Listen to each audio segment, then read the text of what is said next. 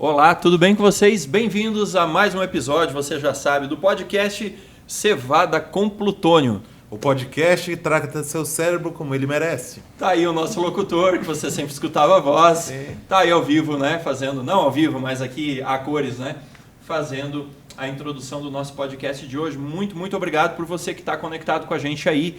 Seja no áudio, escutando a gente lá no Spotify, seja agora em vídeo também no YouTube, né? Nos acompanhando aqui, vendo o nosso rostinho aqui, né? Que está longe de ser assim um rostinho hollywoodiano, mas a gente está fazendo esse podcast com muito carinho para você que está nos acompanhando. Se você está nos escutando aí no X, enfim, nas redes sociais todas aí do Spotify, da Amazon Music, etc e tal, da Apple Music também, depois você pode conectar lá no YouTube, no canal Cientistas Adventistas. Já aproveita, se inscreve lá no canal e escuta o nosso podcast, assiste o nosso podcast aí também pelo vídeo. E eu quero mandar um abraço especial para toda a equipe da Igreja Adventista do Lago Sul, que está fazendo a produção dos nossos podcasts em vídeo aqui, tá bom? Então aqui a equipe do Jorge, a Denise, também o Lucas, também o Pedro, e enfim, toda essa turma, e também o pastor Wesley, né, que tem sido um apoiador aí do nosso podcast Cevada com Plutônio. Um grande abraço para vocês, obrigado aí por todo o carinho que vocês estão dedicando aqui ao nosso projeto, tá certo? Sem mais delongas aqui, eu vou apresentar os meus companheiros de hoje aqui, os comentaristas, hosts, apresentadores, especialistas, editores, porque aqui, assim como é um podcast, né, humilde de gente aqui que não vive disso, nós temos que fazer tudo no podcast aqui, né? Então é edição, é corte, é arte, é tudo, né? Hoje ainda bem que a gente tem a equipe aqui do Jorge que está nos ajudando, mas sem mais delongas aqui, Thiago Vicente aqui sempre está com a gente no nosso podcast. Obrigado, Thiago, por você estar aqui conosco mais uma vez. Agradeço a oportunidade aí de estar aqui mais um episódio aí do Cevada com Plutônio e espero que vocês gostem bastante aí das nossas conversas de hoje. Rumo a 10 mil. Rumo a 10 mil. Temos aqui o Edinardo Ferreira também, né, que é outro host também, que está sempre participando junto com a gente no podcast, conduzindo aí sempre assuntos brilhantes, com comentários muito bem colocados sempre. Edinardo, tudo jóia contigo aí? É só lembrando que história, gente, não é uma foto. História é um filme que tem muita coisa para trás, tem muita coisa acontecendo agora, mas a esperança é que ele está acabando e vai ser um final feliz.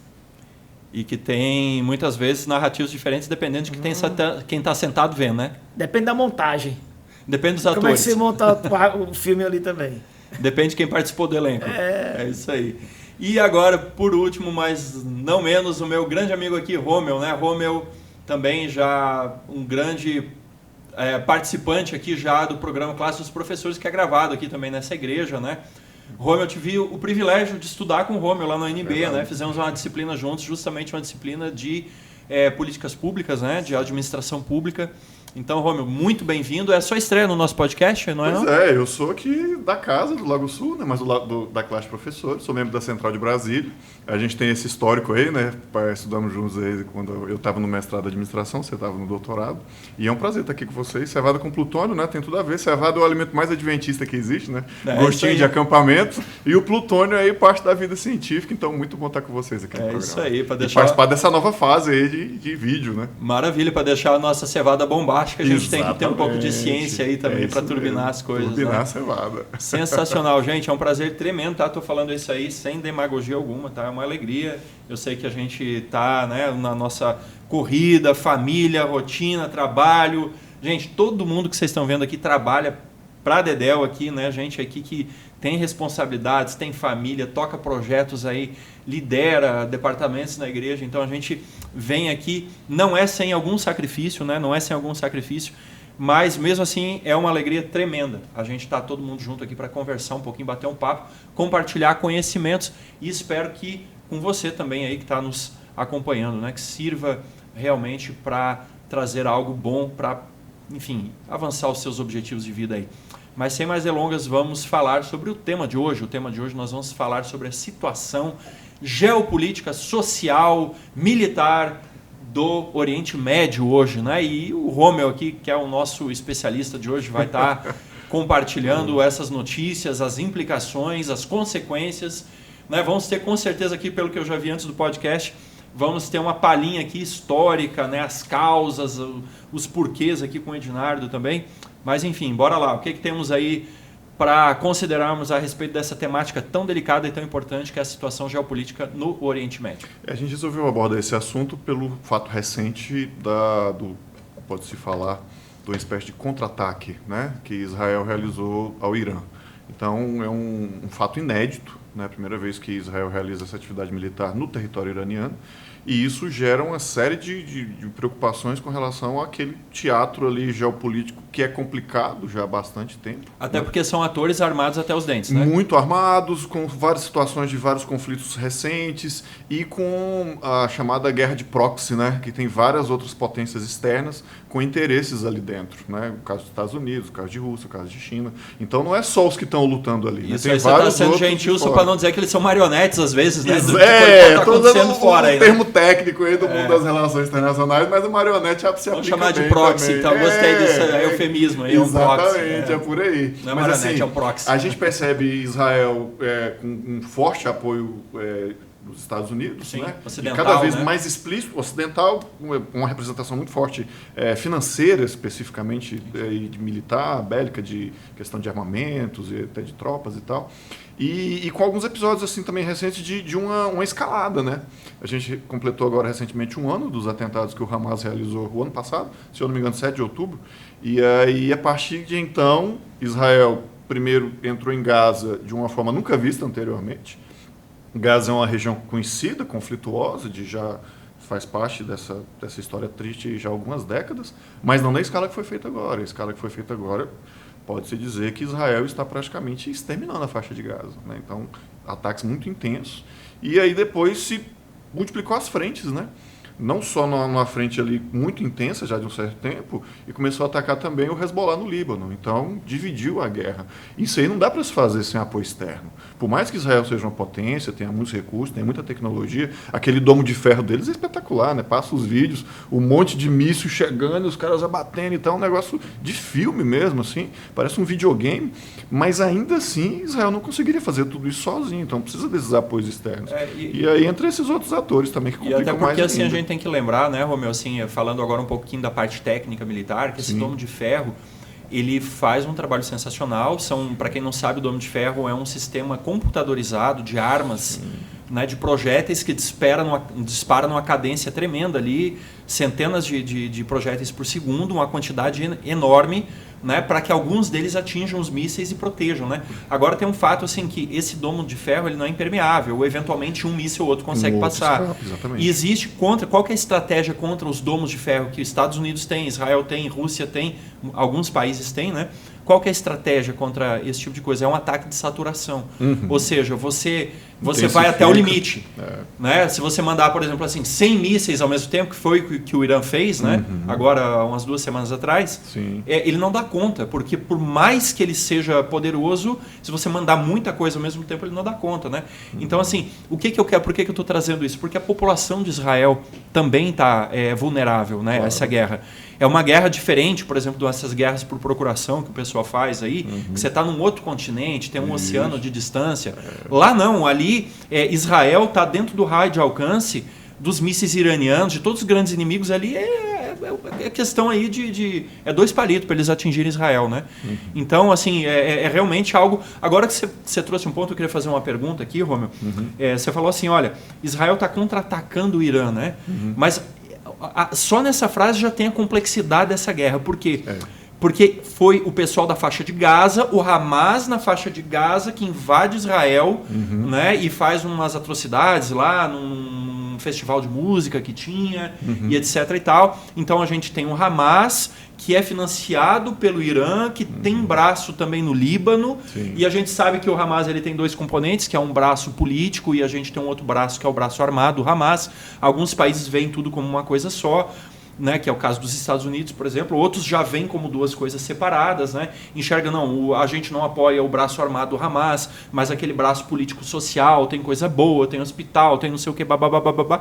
Explica um pouquinho pra gente essa complexidade aí. Como é que a gente tem que enxergar essa guerra? Pois é uma guerra com muitas variáveis, muitos fatores acontecendo ao mesmo tempo. Você percebe que houve esse problema do Hamas. O Hezbollah é um pouco mais complicado, né, da questão do Líbano, porque ele é mais assim, como é que eu vou dizer, inserido na sociedade libanesa como partido político. Ele não é como o Hamas, que é mais visto mesmo como um grupo terrorista, há quase consenso quanto a isso. Já o Hezbollah, ele tem esses vários braços, né? E foi muito noticiado, né?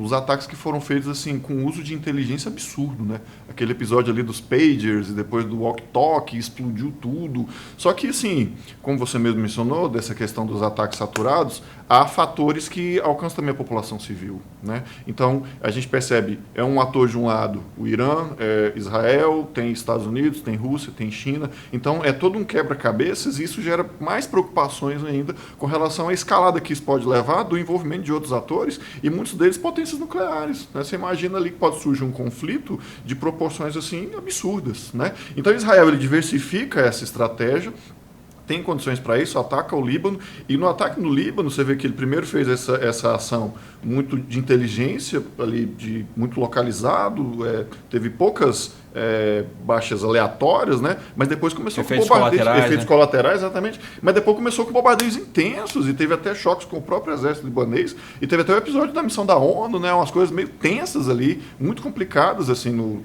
até considerando o próprio direito internacional, né, entre Israel e ali os vizinhos, e você percebe essa diversificação, e nesse contexto, eu me referi a contra-ataque especificamente daquele bombardeio que você mencionou, que o Irã fez contra o território de Israel. Perfeito, também foi uma coisa meio inédita, né? E agora Israel devolve nesse ponto e fica nessa, e fica assim, uma agressão aqui, uma agressão ali, mas sem partir para um cenário de guerra. Uma guerra aberta, deflagrada. Como né? acontece com a Rússia e a Ucrânia, que a Rússia realmente invadiu ali e tá a coisa ali muito mais tensa, né? A gente percebe a coisa, a gente joga umas bombas aqui, você joga umas bombas aqui e fica nesse negócio, né? Só que quem que são, infelizmente tem que se usar esse termo, né? Essas marionetes que são colocadas.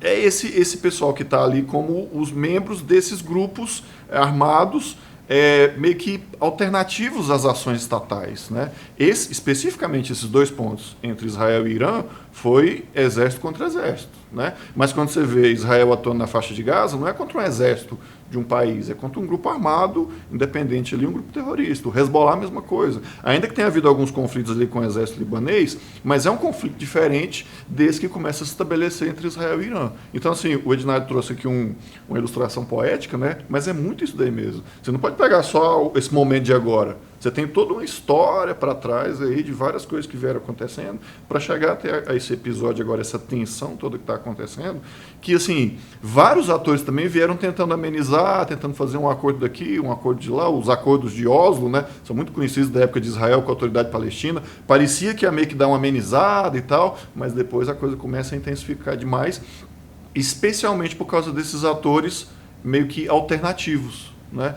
Por exemplo, a gente já teve, na nossa própria América do Sul aqui, várias guerras acontecendo, né? A última grande guerra foi a Guerra do Paraguai, e desde então a gente é praticamente um continente pacífico. Mas a gente tem também aqui alguns grupos alternativos, especialmente do crime organizado. O que acontece lá é mais ou menos isso, né? Só que, sim, é diferente a forma como o Estado brasileiro age contra o Comando Vermelho, contra o PCC, A gente não tem nenhum episódio assim do Exército Brasileiro chegar e bombardear a Rocinha. Parece até que vai todo mundo, né? O tecido que eles operam, a camada que eles operam é diferente, né? Isso. E eu quero até fazer um parênteses aqui, me desculpa, porque eu citei o Hamas lá no início, eu estava querendo falar o Hezbollah, e você corrigiu isso, perfeito, sim, tá? Então, perdão aí, você estava escutando, eu estava com o Hezbollah na cabeça e falei Hamas. Então, mas é isso aí mesmo. Agora sim, quando a gente está falando, por exemplo, de Comando Vermelho, agora com as milícias já fica um pouco diferente, porque entra um pouco de questão ideológica, sim, me parece, né? Sim, com certeza. Então, assim, agora quando a gente está falando desses grupos aí, e aqui a gente tem PCC, tem Comando Vermelho, tem não sei mais o que, e são os caras tremendamente armados, eles são melhor equipados, muitas vezes até que as polícias, Estado etc. paralelo, né? Perfeito. Agora lá tem uma questão ideológica, política, sim, por trás, tem uma questão de libertação, né, da Palestina, né? E tem toda essa questão, uma visão assim, diferente do território ali, visto como sagrado e tal. E eu acho ali que tem uma questão complicadíssima lá, porque eu sempre lembro daquele filme, o Independence Day, o filme bom, aquele lá de 96, 97, né? Aquele que era o filme de verdade, né? Que o alienígena... Peço perdão, assim, porque é um negócio... Né, é má comparando aqui, a singeleza aqui da comparação, mas assim, tem um momento, né, que o clichê total, né? O presidente dos Estados Unidos tá lá no Área 51, tá falando com o alienígena lá, né? Que ficou lá décadas lá. E aí ele diz assim, o que vocês querem de nós, né?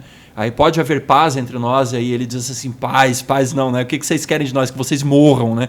Cara, assim, perdão da comparação, mas para muitos desses grupos extremistas lá no Oriente Médio, é isso. O cara, o que vocês querem de nós? Desapareça, suma da face da terra. Né? O meu sonho é que caia fogo do céu e devore você, teus filhos, nunca mais tenha Estado palestino, nunca mais tenha Israel, né, e tal. É uma grande guerra de ódio, né? E até para contextualizar, né, nós brasileiros, a gente vive num país de extensões continentais.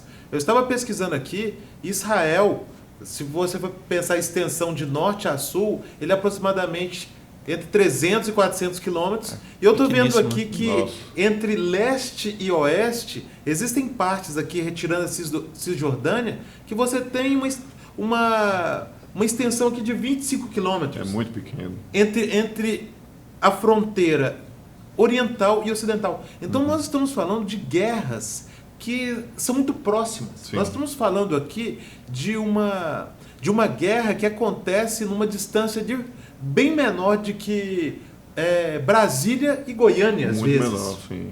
Então, por isso que, às vezes, a gente não tem essa noção de que, às vezes, nós brasileiros, a gente fala assim, mas está tendo a guerra no Líbano, depois... Mas lá tudo é muito próximo. A questão de às vezes, um armamento ali de curto alcance, mas que já chega praticamente na metade de Israel. Se a gente pensar nessa guerra, tendo no centro Israel. Exatamente. Eu queria fazer um comentário também que é o seguinte, pegando o público leigo, o grande público de hoje que está acompanhando esse conflito, a gente tende a botar como a data de corte 8 de dezembro, é isso? A data fatídica, quando o Hamas fez aquele grande ataque. 7 de outubro. 7 de outubro de 2023. 23. O público, o grande público, até também ninguém consegue saber tudo de tudo, né? O grande público pega aquela data, não, mas 7 de dezembro de 2023, o Hamas invadiu Israel para destruí-los. O que é verdade. Só que assim, é muito complicado você analisar todo aquele cenário em cima de 7 de outubro de 2023, tá? Vamos jogar daqui para frente agora, tá? Novamente, o que aconteceu ele foi ato terrorista, não cabe outra palavra, não cabe minimizar o que o Hamas fez, isso aí, vamos logo tirar esse bode da sala, como fala na minha terra, tira esse bode da sala. Ali foi um ataque terrorista e pronto. Só que aquele cenário ali de 7 de outubro, ele tem pelo menos 150 anos de história para trás.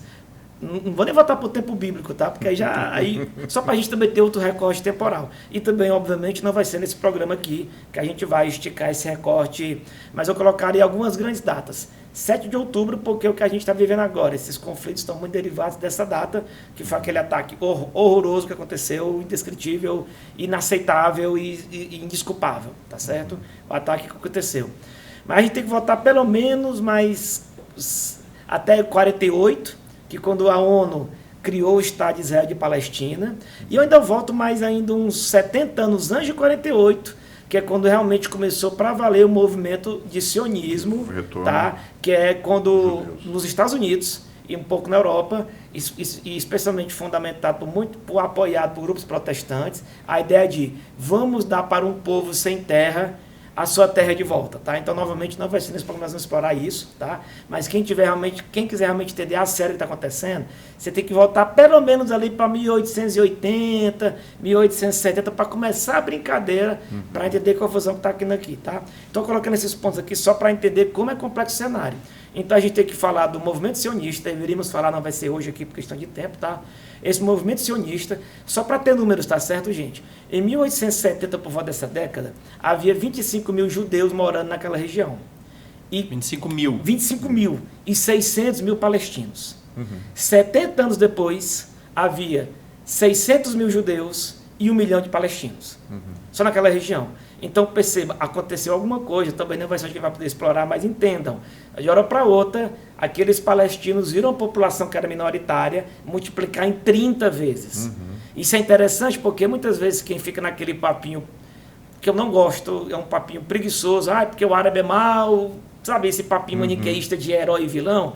E é interessante que esse é o mesmo pessoal que diz que na Europa está tendo ameaça muçulmana. Hoje eles só são 3% da população. Imagine que multiplicasse por 20 essa população em apenas 70 anos. Tá? Mas é outro papo e tal. Então a gente tem que pegar, só para contextualizar para a gente, quem quiser discutir a sério esse fenômeno tem que entender. O movimento sionista, isso eu estou falando só no tempo recente, tá?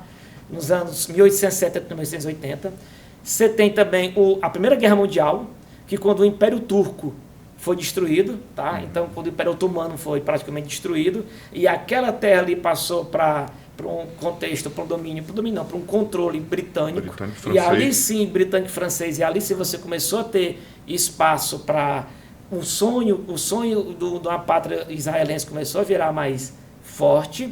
Você também tem a Segunda Guerra Mundial com o fim dos colonialismos europeus na África e no Oriente Médio, e também na Ásia, na verdade, em quase todo mundo, né? Fragmentou vários países. Vários países que não se viam como países. Isso. Da hora para outra começa a ter suas independências e sua necessidade de nacionalismos, tá certo?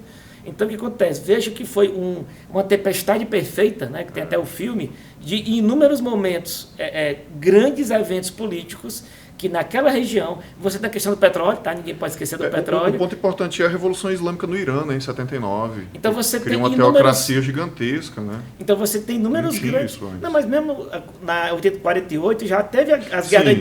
E percebam, não foi a questão de expulsar os judeus lá da Palestina, na guerra de 48, que os judeus realmente, o povo de Israel deu um cacete nos vizinhos, não era apenas uma questão árabes malvados e muçulmanos contra os judeus coitadinhos. Não é tão simples assim. Você havia vários países recém-nascidos do fim da colônia, do colonizador europeu. Parêntese, gente, não dá para discutir a confusão naquela região aí é outro programa, sem entender o fim da política colonial da Europa, que vinha desde o século XV, tá? E terminou na Segunda Guerra Mundial. Então você também tinha um monte de país procurando a identidade própria. Tanto é que a confusão era tão grande que a principal razão pela qual Israel conseguiu sobreviver ao ataque de 5 ou 6 países ao mesmo tempo é que esses países nem entre si eles estavam resolvidos. Então, onde eu quero chegar, só para fechar essa minha fala, vamos falar sobre o momento atual, mas entendam, é um filme, então tudo que está acontecendo lá agora é a soma de inúmeras decisões e momentos políticos e conflitos internos. Você também tem a questão dos xiitas versus sunitas naquela região, porque todo mundo pensa que o Irã... Gente, o Irã é um país que tem conflito com todos os outros países árabes da região, porque eles não são árabes para comer de conversa, eles são persas. Então, vejam, tem um monte de conflito regional, histórico, político, nacionalistas, seculares. Religioso. E por incrível que pareça, para mim o religioso é de menos. Não que não tenha, ele existe. Mas como nesse caso, particularmente, eu vejo muita religião como desculpa, como mote para movimentar massas. Mas você pega assim, por exemplo, a questão ali do... claro que eu não estou falando aqui da grande maioria, né? Mas você pega aqueles grupos extremistas mesmo, né? Que você tem o conceito da jihad, você tem o conceito assim, tipo... É aquilo que eu falei antes, né? A comparação. Não tem um meio termo, não tem uma solução pacífica. Né? Ou você vai ser do jeito que eu acho que tem que ser, ou do jeito que Alá, ou que quem quer que seja determina, ou é extermínio. Não tem... Né? Agora, é claro, né? Eu concordo contigo, Ednário, que isso talvez não seja o principal motor, né? Mas isso acaba vindo para a nossa mídia, acaba vindo para o nosso ideário, para cá. E muitas pessoas enxergam isso como uma guerra religiosa, né? E eu faço remessa aqui ao podcast que a gente gravou com a doutora Aline, né? Até um abraço para a Aline aí, que ela está envolvida aí com outro projeto acadêmico, tá fora de Brasília. Ela era para estar participando desse programa aqui hoje, se ela estivesse aqui em Brasília, né? Então um abraço aí para ela se estiver nos escutando. Mas a gente gravou um podcast que a gente falou e ela explicou justamente essa questão que você trouxe, né? Por que eu tenho que separar o Israel moderno do Israel antigo, que não faz sentido eu olhar para essa guerra de hoje como se fosse uma guerra do tempo bíblico, né? Que não, é o povo de Deus, né? Exato, é o povo de Deus que está lutando contra os cananeus, os cananitas e tal, né? Então, assim, é importante a gente fazer mais uma vez esse recorte, embora a gente já tenha feito lá naquele podcast. Você está convidado, inclusive, a assistir o podcast, né? Escutar. Porque senão a gente pode acabar entrando, às vezes, numa questão bíblica, numa questão espiritual. Até, talvez. Perfeito, que não faz parte, né? Não faz parte. Então é isso. Agora, eu acho que é importante também desse recorte que o Ednaldo colocou, que tem muita desgraceira, mas que também tem algumas coisas boas que foram acontecendo. Dos anos 90 para cá, foram sendo costurados vários acordos. E, mais uma vez, fazendo aquela separação do que eu havia falado, dos atores estatais e dos atores paraestatais, né? Entre os atores estatais, praticamente se pacificou a região. Então, houve acordo com o Egito, houve acordo com a Jordânia, houve acordo com o Líbano. Então, Israel meio que conversou com os países limítrofes, falou, galera, vamos ficar de boa aqui, cada um na sua, tranquilo. E mesmo com os paraestatais, houve um certo acordo, se não me engano, em 2006 ou 2008, de que o Hamas ele não operaria mais na Cisjordânia, que o território palestino é dividido em dois, né, um território descontínuo, ele não operaria mais na Cisjordânia, ficaria mais o Fatah para lá, que ainda tem o Fatah, que a gente nem falou do Fatah até agora, né, que é um outro também que tem lá, que o Fatah realmente é um partido político, não é diferente do Hamas, né, e o Fatah ficou cuidando da Cisjordânia, então, tanto é que o Mahmoud Abbas é do Fatah. E aí o Hamas ficaria com a faixa de Gaza para eles. E tipo assim, ó, vocês ficam aí dentro dessa cerca aí e não vem aprontar para cá. Só que aí entrou outra coisa.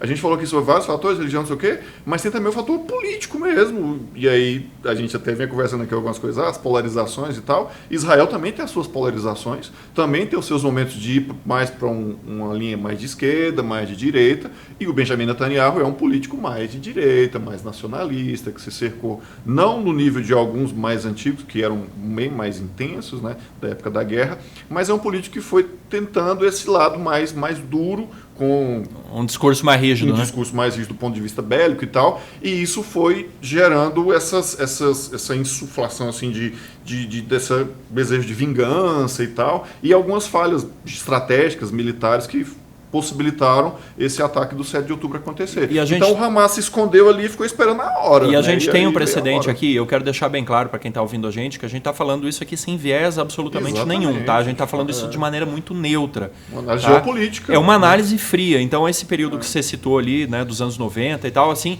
o mundo viu com muita esperança. Tem até aquela foto muito clássica, muito veiculada, Bill Clinton com Yasser Arafat e o Ariel Sharon, né? Ariel Sharon. Não, era o Shimon Peres, eu acho. Shimon Peres. É um que foi assassinado, acho que é Shimon Peres mesmo. Não foi esse... Eu sei que o Yasser Arafat estava lá. Ariel Sharon é um general bem... Acho que o Shimon Peres. Acho que é Shimon Peres, que depois ele foi assassinado por um extremista. Pois é. Inclusive. Então, assim, naquele momento, assim, o pessoal viu assim com muita alegria, né? Porque você via, finalmente você está chegando num momento de... Esse é o acordo de Camp David, que foi nos Estados Unidos. Perfeito. E aí a gente vê, assim, por exemplo, quando entra um governo americano com um discurso também mais duro, né, com a política externa mais austera, aquela questão assim de e tal, aí você vê um surgimento lá, né, um recrudescimento lá, de novo com reflexo no Oriente Médio, que é a questão lá do Afeganistão, né, que é outro problema, que nós não vamos entrar nisso hoje, né, mas assim, que é outro problema, mas o que é? É reforçando essa sua percepção, e isso vale para a nossa vida pessoal também. Quando você começa a assumir uma linha muito dura, às vezes desnecessariamente, a natureza humana, a tendência natural é você despertar do outro lado uma reação, né? É uma lei de Newton, né? A ação e a reação.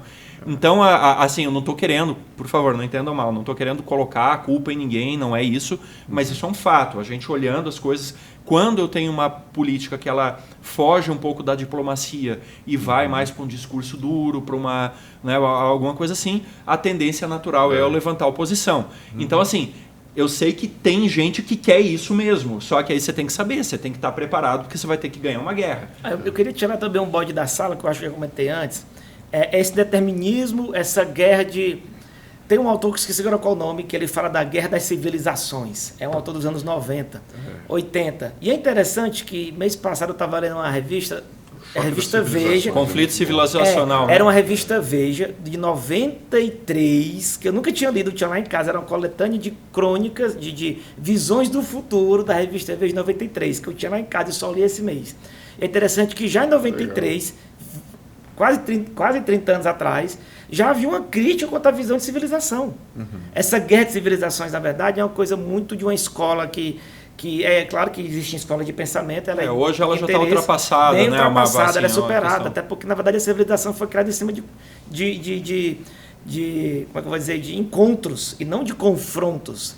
Né? Na época de Salomão já se suspeitava que já tinha seda vinda da China, na época de Salomão. Então, essa história da ideia de confronto de civilizações é uma ideia de um acadêmico, mas era interessante para algumas pessoas. Então, eu queria tirar o seguinte bode da sala. Gente, não há um determinismo religioso que os muçulmanos têm que atacar cristãos ou judeus. Vou dar um número aqui. Existe no mundo 2,2 bilhões de cristãos, de várias denominações, e 1,6 bilhões de muçulmanos, de tudo quanto é segmento também. Então, se houvesse um mínimo de determinismo... Visões mais moderadas, visões mais extremistas, né? Se houvesse um mínimo de determinismo onde esses povos têm que entrar em confronto, gente, estou falando aqui de quase 4 bilhões de pessoas. Tá? E muita gente interessada que esse pessoal se... Bota um Armagedon nisso aí, né? E ainda tem muita gente interessada que essas pessoas se matem também, tá? Porque tem gente que não está nesse clubinho que vai adorar se esses dois aqui começarem a se atacar. Então, eu acho muito perigoso porque essas pessoas convivem no Brasil, convivem nos Estados Unidos, convivem na Europa, no Oriente, na Ásia. Inclusive, os judeus... De onde foi que veio esses 500 mil judeus, né, que em apenas 70 anos apareceram no Oriente Médio? A imensa maioria veio da Europa. Sim. Fugindo justamente. Parêntese, por que que a gente não fala tanto de sionismo aqui no Brasil? Sabe por quê? Porque no século XV, Portugal já expulsou dos seus domínios os judeus. Então, na verdade, né? Essa questão dos judeus ser perseguido pelos muçulmanos, que são os malvados do mundo, que eu faço questão de deixar bem claro isso, é uma ideia muito recente, construída de 100 anos para cá. Então, vamos tirar esse bode da sala para evitar esse conflito.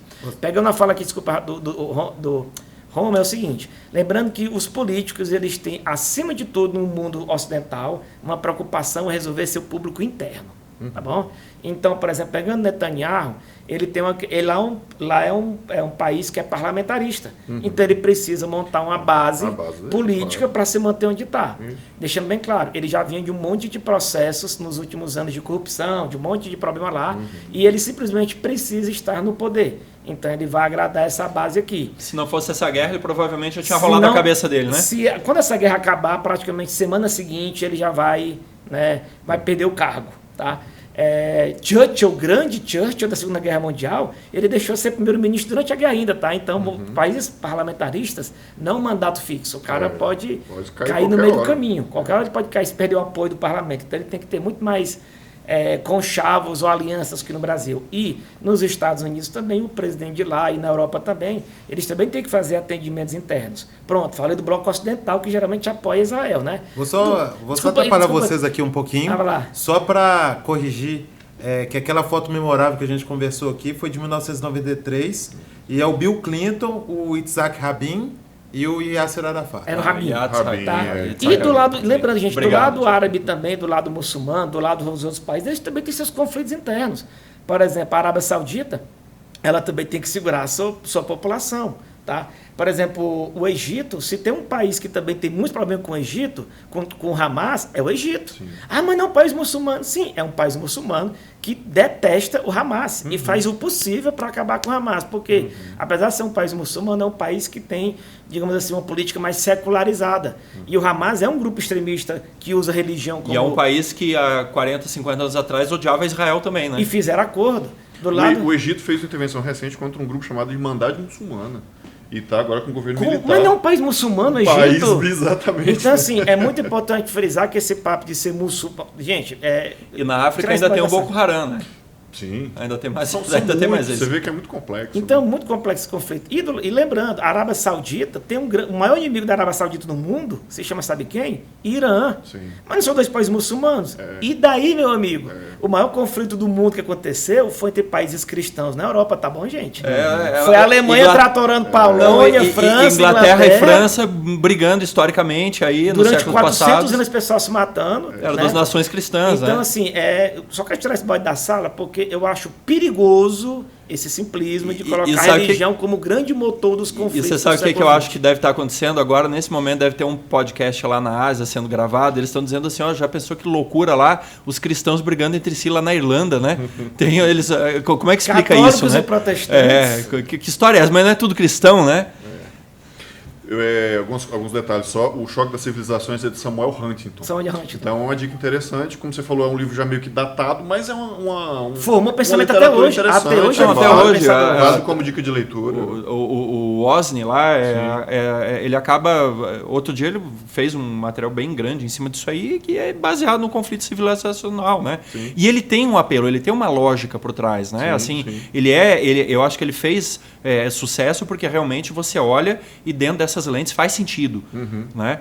Só que o problema não é fazer sentido, o problema é que você tem que olhar o contexto como um todo. Às vezes você traz uma informação nova que aquilo ali perde aquela força toda que tem, né? E, Romeu, como é que você vê, Romeu, agora, já que a gente volta para esse conflito atual, veja, nosso público, né? A gente colocou esse monte de questão no ar. Cadê a resposta, gente? Primeiro, não dá tempo. E segundo, o que a gente quer deixar bem claro esse cenário é complexo. Muito complexo. Qualquer resposta do tipo fulano é bom, Beltrano é mal, ela está errada. E provavelmente ela é maldosa. Tá? Então, Romeu, e pronto, estamos nesse cenário agora. Parece que Israel agora já puxou o rabo de Gaza, puxou o rabo do Líbano, agora está puxando o rabo do Irã. E agora como é que vai ser? Porque, novamente, no caso do Irã, por exemplo, aí como é que fica? Israel mandou um monte de míssil. A gente sabe que também tem um pouco de... não se enganem, a política internacional é muito complicada, tem um pouco de Irã, alguma linha secreta, alguma linha vermelha lá do Batman, lembra? Para quem tinha uma linha vermelha, galera, eu vou atacar aqui, porque eu preciso falar para o meu público que eu estou me defendendo, vou mandar um míssil aí. Aí o cara, tá bom, atira aqui que vai, né? Mas tem que responder. Só que o problema do escalonamento da briga... Tipo, talvez o cara lá do outro lado, eu acho difícil que o outro cara lá do lado concorde. Mas eu acho que isso aí, com certeza, vai acontecer assim, tal hora tá indo míssil em tal direção. Então fica ligado. Sabe aí. Sabe aquela brincadeira assim, tipo, você tá no supermercado e alguém falou mal com a sua mulher? Você não quer briga. Mas você precisa, como um bom marido, defender sua esposa. Você não está afim de estar na briga, mas pelo menos estabelecer ali uma posição, estabelecer, né? um cercado que você tem que fazer. Mas enfim, mas o problema Primeira Guerra Mundial começou nessa brincadeira também. Sim. Você tem um monte de alianças ali de gaveta e tal, e começa escalonamento. Só que tem uma hora que... Sabe aquela brincadeira de dois carros vindo na direção do outro? Vamos ver quem é mais macho, quem é mais corajoso. Tem hora que... Vamos lá, cara. Eu não posso puxar para o lado. Eu não posso perder.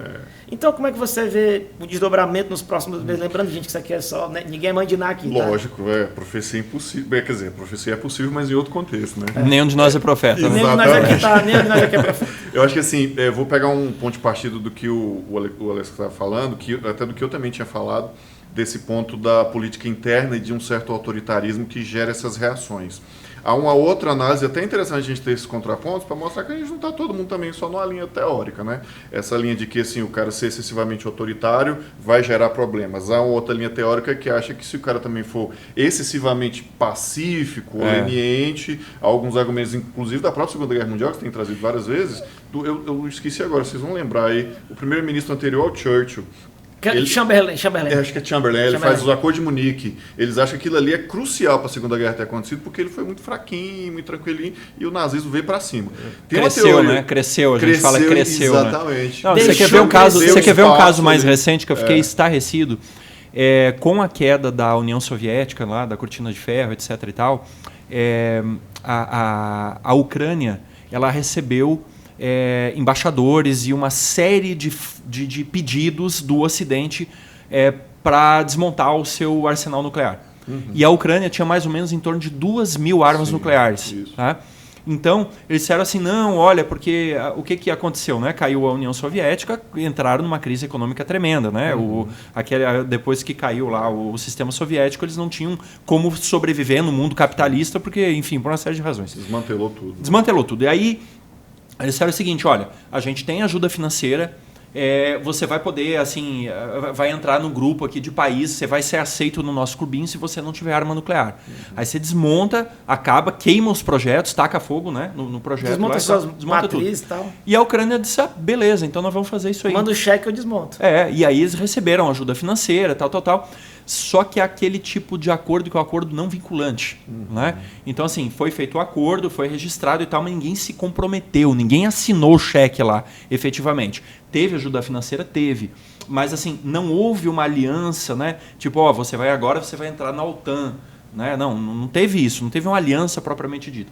O resultado, a Ucrânia não tinha armamento nuclear, não tinha meio de se defender. A Rússia agora, em 2014, foi para cima da Crimeia, tomou conta da Crimeia, anexou lá e tal. E alguns analistas, que eu acho que faz sentido, defendem que é justamente pelo fato de que a Rússia é a maior potência nuclear do mundo, ela supera os Estados Unidos, inclusive, né?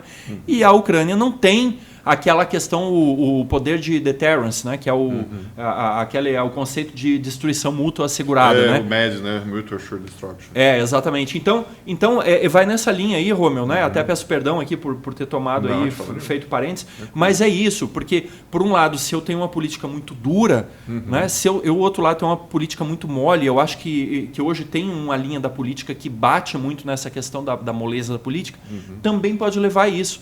Né? E os analistas dizem, por exemplo, Coreia do Norte, eu sei que a gente está dando um giro pelo mundo agora, né? Coreia do Norte. O que o pessoal fala? Diz assim, a Coreia do Norte ela está indo pelo único caminho que resta para ela ir. Ou ela se arma, ou ela vai desaparecer. Porque é um Estado pequeno, economicamente fraco, culturalmente, né, problemático, deficitário e tal. Se ele não tiver um poder de ameaça, um poder de se projetar pelo mau sentido da palavra, ela vai ser absorvida de alguma forma. Ou vai ser conquistada, ou vai ter que viver... Ou então acaba. Ou então vai ficar toda hora passando o chapéu lá para o FMI, aquela situação e são situações complicada. Que eu até pergunto para o Romeu. O que eu vejo, eu não sou especialista disso, eu entro até aqui como um leigo. Eu também, óbvio. Que muitas vezes eu vejo que alguns conflitos ocorrem porque parece que alguns países são encurralados. Sim. Então, muitas vezes a gente fala aqui no mundo sobre a questão assim de que cada país tem que se apoiar, temos que fazer negócios de tal forma que sejam bons para... Você vê uma opção disso para o Oriente Médio? Pois é. Nessa linha aí, a gente vê os teóricos e tal, alguns argumentam que, eu pessoalmente acho meio sensível falar isso, mas alguns acham que no Oriente Médio, em alguns lugares, é praticamente impossível existir governos democráticos. Né? Um exemplo seria, por exemplo, a Líbia. Depois existiu o Gaddafi, viu uma ditadura de várias décadas, mataram o Gaddafi e hoje a Líbia está despedaçada. Não existe praticamente um governo formal na Primavera Árabe, famosa, né? Foram vários e agora interessante vários que todo mundo achou que ele ia colocar, que eles queriam o Mickey, né? Que era o shopping center. Exatamente. E aí eles tiraram o Gaddafi e botaram uma Sharia lá. Né? Uma coisa assim, e aí dividiu, tem vários grupos tribais, virou um desmantelo total. A Síria se manteve lá por ter um ditador, o ditador segurou e falou, não vai rolar, não vai ter Primavera Árabe aqui em nada, e tá lá o país, né? O Líbano é uma ilha ali no meio, o que você falou sobre o choque de civilizações no Líbano, isso é muito interessante. Eles têm um acordo entre eles que um é cristão, o outro é um... tipo, o presidente é cristão, o primeiro-ministro é muçulmano, sunita, e o chefe da Câmara é tudo distribuído ali entre eles, e eles vão sobrevivendo ali e vai rolando. Então, assim, essa teoria tem os seus contrapontos, mas quando entra esses interesses mais amplos, a gente também tem muitas vezes uma visão política assim, sei lá, muito arcaica, que a gente acha que o governante é capaz de dominar todo o cenário ali sozinho, né? Então, quando você falou sobre a questão do que vem pela frente, tem vários fatores que a gente tem que considerar. Um deles acontece agora, início de novembro, que é a eleição americana. A eleição americana tem uma influência direta nos fatores ali do Oriente Médio. Agora, você vai pensar assim como na Ucrânia também. Como na Ucrânia. São duas guerras que estão influência direta atirando aqui de olho lá. Né? Olhando o que vai rolar. Agora, aí você vai pensar, pega, digamos, um perfil mais bélico, assim, mais agressivo, seria o Trump. O Trump vai entrar e vai tratorar o Irã. Cara, o Irã é uma potência petrolífera. Você vai apagar o Irã do mercado de petróleo mundial? Você não vai fazer isso, né? Então, assim, contra a Rússia. Aí ele vai chegar lá no Putin e vai falar, Putin, para com essa guerra aí, que senão eu vou jogar bomba em você. O Putin falou, tem mais bomba que você, cara, se liga, abre o olho. Então, assim, é aquela coisa que eu tenho condição de destruir você tem condição de me destruir, e cada um de nós tem condição de destruir o mundo inteiro. Quando todo mundo tem todas essas condições, ninguém faz nada. Né? E aí tem que sentar e conversar, e esclarecer e organizar. Então, assim, isso às vezes a gente vê muito na nossa política também. Né? A gente vive também um mundo assim, meio difícil aqui no Brasil. Acha que vai entrar um governo de direita e vai colocar 100% a pálpita de direita, aí a esquerda... tal, né? Aí entra um governo de esquerda, acha que vai entrar 100% da pauta de esquerda, mas não é, são muitas forças, é muito complicado, é o legislativo, é o judiciário, é o centrão, exatamente. No caso deles lá, o governo quer levar uma determinada política, mas tem ali um grupo paramilitar, tem outro problema acontecendo aqui, tem outro dali, então é um mundo extremamente complexo, com vários fatores que tem que ser alinhados, e que assim, um ou outro saiu dessa linha, a coisa já escolheu tudo. Por exemplo, a gente vê uma tragédia humanitária acontecendo em Gaza, não era muito mais fácil abrir a porta fronteira ali, tirar aquele pessoal de lá e resetar Gaza. Mas não dá para fazer isso, porque o Egito não vai abrir para entrar todo mundo de lá, porque eles têm todas as reservas com o Hamas, não quer que entre o território. A Jordânia, que é uma outra ilha de tranquilidade ali no Oriente Médio. A Jordânia não vai abrir para entrar 1 milhão de refugiados palestinos de um dia para o outro. Então, assim, é muito complicado uma situação com várias imobilidades de vários lados para você ajustar as coisas e fechar esse tabuleiro. Quando a gente fala de tabuleiro de xadrez, né, fazendo uma referência conhecida de muitos de nós aqui, a gente percebe que as manobras que você faz para um lado e para o outro influenciam em vários outros lugares. Você falou sobre a questão da Arábia Saudita e do Irã, né, ali o Golfo Pérsico ali, é uma tensão absurda. Tem os Houthis e lá tem também, até tem outros conflitos rolando ali, Iêmen, Oman, aquela entrada ali, o negócio foi perigoso, você desce ali pro outro lado, tem a Somália, então é um mundo muito tenso, né? E todas essas coisas, para elas se alinharem, sempre vai ter algum conflito acontecendo. É o que eu estava falando da questão dos teóricos, né? E alguns teóricos aí da ciência política, das relações internacionais, acham que para segurar essa galera é a ditadura. Então, por exemplo, Saddam Hussein. Derrubaram Saddam Hussein, vamos colocar a democracia americana aqui no Iraque. Foi onde se brotou o Estado Islâmico, alguns anos depois. E a mesma coisa, a mesmíssima coisa que aconteceu no Afeganistão. No Afeganistão, exatamente. Chegou num ponto que não deu mais, teve que tirar e deixar lá pro Talibã. Chega lá o Talibã, aquele negócio, e aí o pessoal pensa assim, né, o Estado Islâmico... Aí, assim, o Estado Islâmico chegou num ponto que o próprio Talibã começou a dar conselho para eles, ó, pega mais leve, né? Pra você ter uma ideia de como é que foi o negócio. Aí o que acontece? Sai o exército americano lá, eles tentaram formar um governo, mas em questão de horas o país estava tomado, horas. Sim. Né? Então assim, e a gente tem hoje também, para adicionar o que eu queria comentar lá no início, a gente tem um problema seríssimo que hoje que é a guerra assimétrica, né? Sim. Porque até então você dizia assim, olha, eu vou conquistar o país. Aí você chegava lá, tomava a capital, arriava a bandeira do país, levantava a sua e estava resolvido o problema. Cara, hoje não é uma guerra de Israel contra o Irã, é uma guerra de Israel contra o Hamas, contra o Hezbollah e tal, né? E aí como é que você faz? Como é que você diz assim, olha, né, a guerra dos Estados Unidos não era contra o Afeganistão, era contra o Talibã, contra o Estado Islâmico. Isso. Aí você vai lá... E agora? Tá, como é que você chega à conclusão que você teve uma vitória? Aí você tira teus soldados de lá, horas, 12, 24 horas depois o país está tomado de novo. Você não está mais naquele tempo que você identifica o inimigo com um uniforme diferente do seu, ou com uma bandinha tocando e você joga bala em cima ali, você matou o seu inimigo. Não é mais assim. Igual na época de Napoleão, Exatamente. né? Exatamente. A gente assiste aqueles filmes lá da Guerra de Independência Americana, né? Os ingleses tocando lá, o americano tocando do outro lado. E mesmo a Segunda Guerra, hoje a guerra é muito diferente do que a última grande guerra que nós tivemos, né? E uma coisa que eu vejo aqui na conversa... que realmente, às vezes a gente, até por ignorância, ou então para tentar simplificar, às vezes a gente pega um país desse que está numa ditadura e a gente acha que existe um ditador atrapalhando um país democrático, coeso, já que entende democracia, e a gente acha que a gente vai tirar aquela figura e que... a sociedade ali vai emanar a democracia, tudo isso. Eu já ouvi até falando um estudioso que a Coreia do Norte até vai para essa área aí, até saindo um pouco do Oriente Médio, né, mas tentando pegar essa essência, que eles tiveram a bomba nuclear para, de alguma forma, falar para o Ocidente, para os outros países, assim, olha, vocês sabem que o problema é o Kim Jong-un. Se vocês matarem o Kim Jong-un, quem é que vai se levantar aqui para dominar um arsenal nuclear? Como uma forma de ele se proteger de que assim, olha, vocês me conhecem e eu não estou fazendo nada.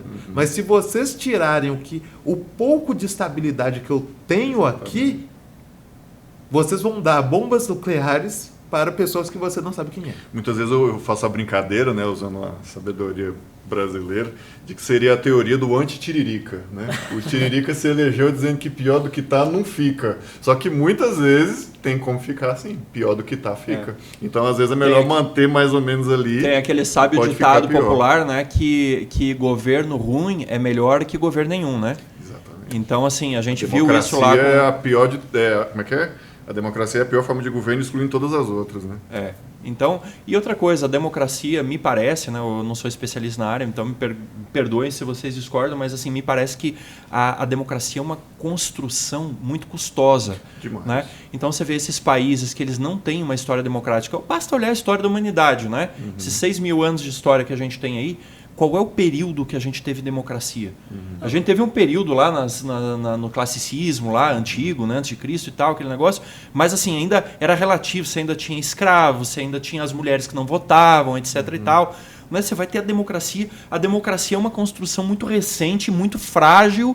Né? Então você pega esses países que não têm histórico de democracia, o povo é semi-analfabeto, eles têm uma condição, um péssimo IDH. Né? Eles lutam ali pelas coisas mais básicas da vida, que é comer, se abrigar, tomar um antibiótico de vez em quando e tal. Água, né? E aí você tira o governo de lá, que é uma ditadura, e você quer que aquele povo ali, de repente, vire uma Suíça, vire um Liechtenstein, né? Alguma coisa assim. Eu já vi estudiosos falando até, né, nisso que você está falando sobre a dificuldade de entender uma democracia, que até as democracias mais solidificadas, como os Estados Unidos, nesse entendimento dele, é que, na verdade, a democracia como os Estados Unidos são grupos autoritários em equilíbrio. Perfeito, muito boa definição. Porque, na verdade, todos aqueles grupos são autoritários. Só que eles estão num equilíbrio que eles se mantêm ali, que um não consegue... Uma alternância de poder, né? Ou então com a dificuldade que a gente vê aqui, que, como eu falo muito bem, que às vezes a gente pensa muito no presidente, mas nós temos às vezes Senado, Câmara, que são movimentos que são custosos, que são difíceis de você ter uma maioria. E então toda movimentação de uma nação, ela demora. Até porque as sociedades são muito complexas e heterogêneas. Eu acho que a gente já está meio que encaminhando para aterrissar. Já estamos finalizando. A menos de 2.000 pés. É, isso aí. Eu acho que uma ênfase interessante... Pode baixar o trem de pouso aí já. Exatamente. Toda essa conversa nossa é a gente estar atento ao ferramental de análise. Você entender que você vai analisar uma situação muito complexa, você não pode usar a mesma estratégia que você usa para analisar a briga dos vizinhos. Né? O vizinho jogou água na casa do outro, ele é o certo, o outro é o errado. Não é assim que a gente vai analisar a briga de países extremamente complexos, com estruturas históricas milenares, de coisas culturais, enfim. Então, assim, a gente precisa fugir muito do negócio chamado maniqueísmo, que é você tentar colocar esse mundo preto e branco, né? O herói e o bandido bonzinho, enfim, esse tipo de coisa, o bandido e mocinho. E a gente precisa analisar todos esses fatores complexos que vão trazer, assim, a gente olhando para frente, o que a gente espera que aconteça? Que haja não vai haver um cessar-fogo tão cedo por essa falta de acordo, mas pode haver uma amenização desses conflitos e especialmente uma amenização de tantas baixas civis que têm acontecido. Né? Esse espraiar desse conflito, ele gera muitos problemas militares, econômicos, mas acima de tudo humanitários. Né? A gente está hoje diante de uma tragédia humanitária absurda, independente de quem seja o certo ou errado, não é isso que importa. O que importa é tentar preservar vidas. Então, nesse sentido, se as hostilidades amenizarem um pouquinho mais, pode ser que a coisa se ajuste, né? A ilustração que o Ednardo fez aí da briga do supermercado, quem sabe cada um se satisfaça com o que já colocou ali de mostrar autoridade e a coisa possa se amenizar um pouco. Seria um cenário favorável, mas também pode se intensificar e piorar. E você falou aí da crise humanitária, Romeu, eu acho que é esse que é o ponto, né? Porque assim, você vai falar, você está com um discurso muito não sei o quê, mas cara, semana passada, um avião de transporte, não sei se vocês viram isso, né? Derrubou uma carga de ajuda. O que é? Alimento, medicamento, roupa, né? Caiu em cima de uma barraca de um campo refugiado. Sim, e matou um menino de 3 anos. Cara. Eu vi isso. Cara, quem tem filho, aquilo ali é uma facada no peito que você não faz ideia. O menino estava ali, ele era um refugiado, estava lá dentro de... Então, cara... por mais que tenha essa guerra, que ela tenha suas razões, e ninguém está dizendo aqui que ela não tem razões, cada um tem a sua razão, eu acho que cada um tem a sua parcela de razão, assim como cada um tem a sua parcela de culpa também. Cara, o que não dá é pra gente dizer que esse tipo de situação é tolerável, que é sustentável. Tá? Crianças, idosos, mulheres, né? Você vê lá o bunker lá do centro financeiro escondido propositalmente embaixo de um hospital, porque sabe que o hospital não vai ser... pela Convenção de Genebra, lá, aquela coisa toda, não vai ser bombardeado. Cara, isso assim, humanitariamente é um desastre, né? Então, assim, isso só me faz lembrar das palavras de Cristo, né? Jesus disse assim, já estamos encerrando aqui, né, o podcast, Jesus disse assim, né? Deixo-vos a paz, a minha paz os dou, não vou-la dou como o mundo a dá. Né? E a paz de Cristo é exatamente isso. Qual que é a paz do mundo? Esse que a gente falou, né? O conceito da destruição mútua assegurada. Você tem uma arma, eu tenho uma arma, então não atiro em você porque eu sei que você vai revidar. né? E isso é a paz. Aí ninguém dorme com o olho fechado, outro aberto, né? Essa é a paz do mundo. Essa loucura é a paz do mundo, né? Então, assim, a gente sabe que isso é uma coisa profeticamente que não vai acontecer, mas a solução para o mundo não tem outra a não ser colocar em prática aquilo que Jesus ensinou. Se o teu inimigo te bater numa face, vira outra. Agora eu pergunto, qual é o Estado que vai fazer isso? Não vai acontecer. Isso vai ser só no Reino da Glória, né? Então, gente, olha, poderíamos aqui mais uma vez, né? Não quero ficar sendo repetitivo, parece um clichê, mas é fato. Poderíamos ficar aqui horas falando sobre isso, mas infelizmente precisamos encerrar, né, o nosso podcast. Últimas palavras, então, Tiago, Ednardo, Romeu, aí, para a gente se despedir da turma toda aí. Bem, acima de tudo, gente, por favor, o Romeu falou coisa muito importante, eu acho que a gente tem que se preocupar nas pessoas que estão lá. Hoje, o vídeo que eu vi no Instagram foi uma menina de 7 anos carregando a irmã ferida de 3, alguma coisa do gênero, chorando desesperada. Gente, ali são pessoas, tá? Então, por favor, não me venha com papo de do Rio ao Mar, não me venha com papo de que não falte pólvora. Entendam, acima de tudo ali tem milhões de pessoas, palestinos, judeus, libaneses, jordanianos, sírios, egípcios. São pessoas que, acredite, a imensa maioria das pessoas, elas apenas querem ir para casa, dormir, curtir suas famílias, ver a televisão, tá? Então, por favor, se você está com qualquer discurso achando que isso é futebol, fla-flu, por favor, esse seu comportamento está apenas incentivando mais sangue, tá? E, por favor, deixa Deus de fora dessa história, que aqui não, por favor, não venha com anacronismos bíblicos achando que é Josué purificando do pecado aquela região, tá bom? Até porque, parêntese, tá? Gaza nunca foi do reino de Israel. Vá na sua Bíblia, pegue o mapa bíblico, filisteus ali. pegue qualquer época lá de Moisés, Asquelon, Asdod, qualquer época, tudo. Gaza nunca foi de Israel, tá bom? Para fechar essa... Eu acho que é sempre interessante a gente pensar, olhando todos esses conflitos, todas essas coisas que acontecem, o que a gente pode tirar de lição para nós aqui, né? E a gente fez aqui uma análise geopolítica, uma análise de vários fatores políticos, econômicos, sociais e tal, e a gente vive muitas vezes determinados conflitos também que acontecem no nosso contexto, na nossa sociedade, e a gente tem a opção de fazer a coisa escalar e chegar em pontos difíceis de convivência ruim, e a gente ainda não tem chegado a esses níveis de guerra aberta, mas a gente vive numa sociedade também muito violenta, né? Então, o que você mencionou sobre a questão do cristianismo e tal, acho que é muito importante. A gente está aqui propondo uma análise científica, mas nós somos cientistas adventistas, né? Estamos nesse contexto religioso também, e eu acho que é importante a gente ter isso em mente, a gente entender todo esse cenário de uma forma geral no sentido histórico, profético que a gente vive. A gente a gente muitas vezes tem muita fé em coisas que não merecem a nossa fé, né? Você falou sobre o cérebro ser bem tratado, a gente tem cérebros sendo muito maltratados hoje em dia, né? Tem gente que parece que comer o cérebro. Então, assim, cara, não adianta você colocar esperança, tipo assim, Israel vai ser a luz lá, e os caras vão dominar e vão arrebentar e vão dominar todo o Oriente Médio. Isso não vai acontecer. Se você também é mais pro lado da esquerda e pensar assim, o mundo vai ficar bonzinho e vai criar finalmente o Estado palestino e vai dar uma terra para eles, vai ficar... Não vai acontecer. Vai acabar com o patriarcado. A ONU vai chegar né? e vai resolver, o direito internacional será respeitado. Nada disso vai acontecer. Então, assim, não estou querendo trazer também aqui uma anti-esperança para ninguém, mas é que a gente tem que colocar a nossa esperança no que merece a nossa esperança, né? Então, trazendo também para o nosso dia a dia de política, a gente também na análise política brasileira tem muito a colocar isso, é um salvador da pátria, fulano, esse que está aí é muito ruim, tem que vir outro. Não vamos cair nesse tipo de coisa também, né? A análise que o Ednardo colocou aqui, muito interessante ter essa visão humanitária, de entender esse conflito das pessoas, e eu coloco aqui esse ponto, da gente não colocar a nossa expectativa, a nossa esperança naquilo que vai ruir amanhã, né? Então a política, a gente falou isso várias vezes aqui, se você for colocar uma inteligência artificial para filtrar, talvez a palavra complexidade foi dessa que a gente mais falou aqui, né?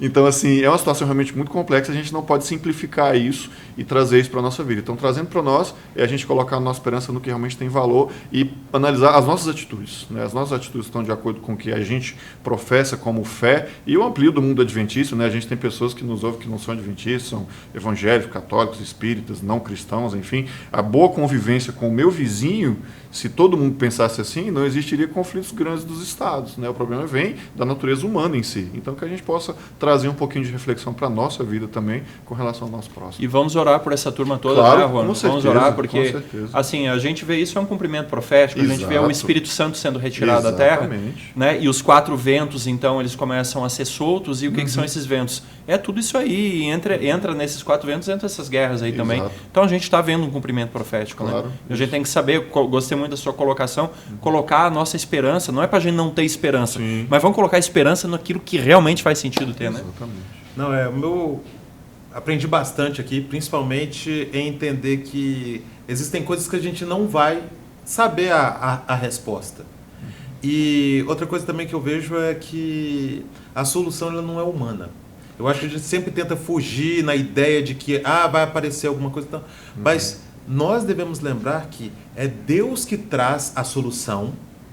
E a outra coisa que às vezes eu acho que traz, Romeu, principalmente quando a gente vai nessas questões de guerra, principalmente que acho que o Oriente Médio chama muita atenção pela questão do templo de Israel, de Jerusalém. Exato. A gente, de forma errônea, entender o Apocalipse. Sim. Jesus volta não é quando dá bagunça, Jesus volta é quando a gente prega. Exatamente. Então, nós devemos entender qual é a nossa função como cristãos nessa situação. É de pegar qualquer oportunidade que a gente tem para pregar a solução que é Deus. Exatamente. E não pregar uma solução que é humana, que é ideológica, ou que alguma ideologia humana vai trazer essa solução total, que a Bíblia fala claramente que não é humana que vai ser. Totalmente falha, né? Sim. É isso aí. Gente, então muito obrigado, tá? Foi um prazer tremendo aí estar com vocês. Eu acho que um tema riquíssimo, gera muitos insights, né? Eu espero aqui que você que nos acompanhou aí, né, do seu trabalho, da sua casa, do seu carro, onde quer que você esteja escutando ou assistindo a gente, deixar bem claro, a gente não tem compromisso partidário, ideológico com ninguém, tá certo? Tentamos trazer isso aqui como fatos, né? Fatos sociais, políticos, militares aí da nossa atualidade, algo que realmente está nos chamando a atenção, preocupando. Né? Afinal de contas, aí são irmãos nossos, né? E nós cremos isso aí, que em Cristo não há judeu nem grego, né? Então somos todos uma única família, filhos de Deus, e a gente sofre vendo essas pessoas sofrerem aí também, tá certo? Então, muito obrigado por você aí ter nos acompanhado, pela sua audiência, e a gente já convida essa turma aqui. Romeu, você está convidado a se juntar a gente aqui no podcast, tá bom? Foi um prazer, a gente tentou gravar com você aquele dia lá com a Aline, né? E não acabou não dando certo. Porque tinha que dar hoje. Tinha que dar hoje, foi sensacional, muito bom aí, realmente abrilhantou com todo o seu conhecimento, a bagagem tremenda aí, assim como o Ednardo, o Thiago também. Então, e você também que nos acompanhou aí com paciência, tá certo? Mais uma vez, um obrigado aqui para toda a equipe da Igreja Adventista do Lago Sul que nos recebeu aqui, mais uma vez para gravar esse podcast. E a gente se encontra toda quinta-feira, você já sabe, 17 horas. Inscreve, dá um tapa lá no like e aperta o botão lá da inscrição do nosso canal. Deixa o coraçãozinho no Spotify se você está nos escutando aí nessa mídia. E a gente se encontra 17 horas na semana que vem, quinta-feira, no podcast Cevada com Plutônio. Até lá! Tchau, tchau!